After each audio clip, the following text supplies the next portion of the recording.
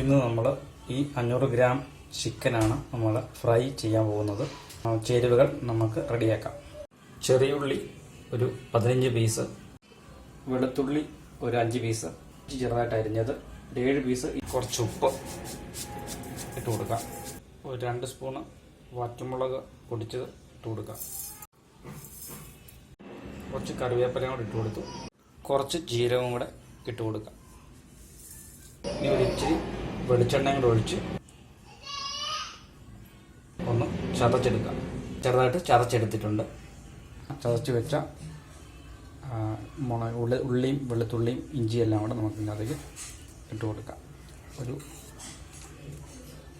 പകുതി ഇട്ട് കൊടുക്കാം. പകുതി നമുക്ക് ആവശ്യമുണ്ട്. ഒരു ചെറിയ ടീസ്പൂൺ മഞ്ഞൾപ്പൊടി ആഡ് ചെയ്ത് കൊടുക്കുന്നു. 1 ടീസ്പൂണ് കാശ്മീരി ചില്ലി പൗഡർ ചേർക്കുന്നു. ചിക്കനുള്ള ഉപ്പ് ആഡ് ചെയ്ത് കൊടുക്കുന്നു. കുറച്ച് ഉപ്പ് ആഡ് ചെയ്ത് കൊടുക്കുന്നു. ഒരു 1.5 ടീസ്പൂണ് കോൺ പൗഡർ ആഡ് ചെയ്ത് കൊടുക്കുന്നു. ഒരു ടീസ്പൂണ് ഗരം മസാല ആഡ് ചെയ്ത് കൊടുക്കുന്നു. കുരുമുളക് പൊടി എരിവ് ആവശ്യം ഉള്ളവർക്ക് അത് ചേർക്കാവുന്നതാണ്.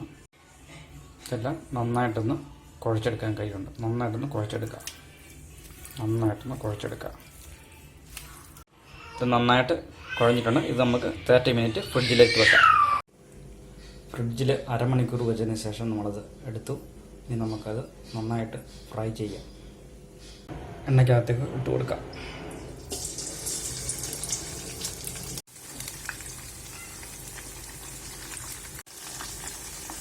നല്ല അടിപൊളി ഫ്രൈ ആയിക്കൊണ്ടിരിക്കുകയാണ് ചിക്കൻ.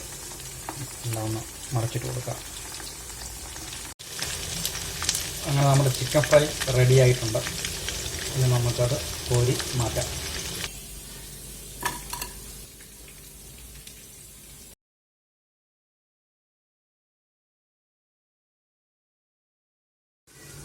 നമ്മുടെ ചിക്കൻ ഫ്രൈ റെഡി ആയിട്ടുണ്ട്. ഈ വീഡിയോ ഇഷ്ടപ്പെട്ടെങ്കിൽ സബ്സ്ക്രൈബ് ചെയ്യുക, ലൈക്ക് ചെയ്യുക, ഷെയർ ചെയ്യുക.